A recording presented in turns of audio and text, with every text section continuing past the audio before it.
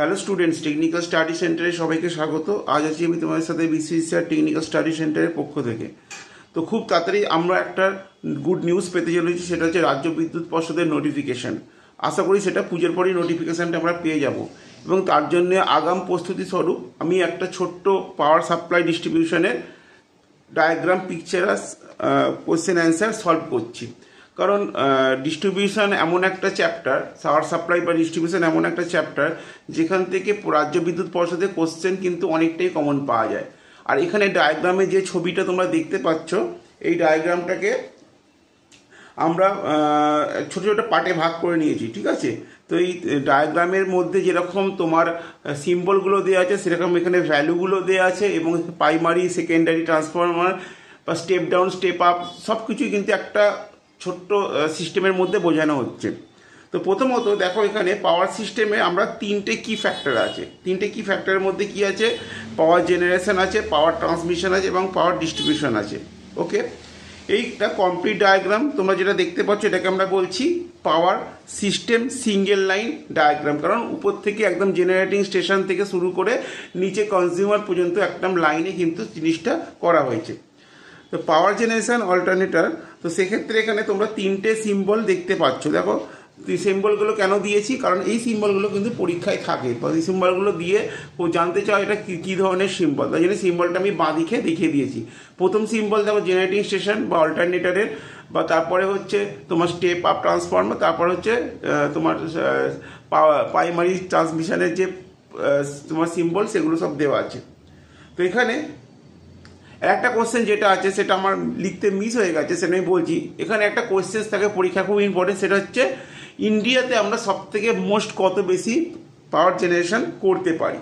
তো maximum power generation যেটা ইন্ডিয়াতে হয় সেটা হচ্ছে 25 কেভি, ঠিক আছে? 25 কেভি আমরা করতে পারি।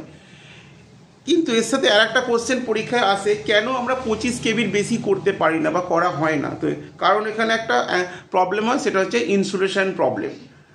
তো নেক্সট যে পয়েন্টটা, সেটা হচ্ছে পাওয়ার জেনারেশনের পর আমরা দেখো এখানে ট্রান্সমিশন লাইনের মাধ্যমে পাওয়ার ট্রান্সমিট করছি, সেটা কনজিউমার কাছে সরাসরি এসে পৌঁছাচ্ছে।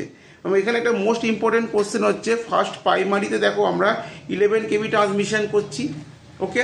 দেন প্রাইমারি ডিস্ট্রিবিউশনে আবার 11 কেভি, কিন্তু মাঝখানে এরকম স্টেপ আপ বা স্টেপ ডাউন কেন করা হচ্ছে? ডাইরেক্ট তো আমরা 11 কেভি থেকে 11 কেভি নিতে পারতাম, কিন্তু এখানেও একটা সমস্যা আছে। কারণ ট্রান্সমিশনের ক্ষেত্রে এখানে হাই ভোল্টেজ রিকোয়ার্ড, কারণ ভোল্টেজ যত বেশি হবে পাওয়ার তত লস হবে। এবং যখন তোমার জেনারেটিং স্টেশন থেকে কনজিউমারের কাছে আসবে, তখন তোমার এই up step down receiving station, তারপর হচ্ছে তোমার সাবস্টেশন, এইগুলোর মাধ্যমে কিন্তু পাওয়ারটা লস হতে হতে তোমার কনজিউমার কাছে পৌঁছাবে।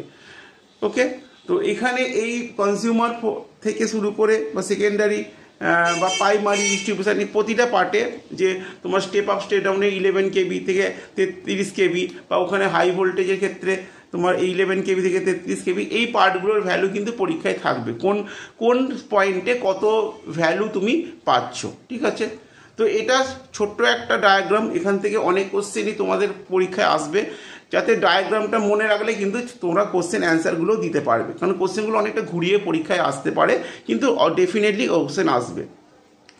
তো ভিডিওটা যদি ভালো লাগে অবশ্যই লাইক শেয়ার কমেন্টস করো, এবং তোমরা টেকনিক্যাল স্টাডি সেন্টার চ্যানেলের সাথে থাকো।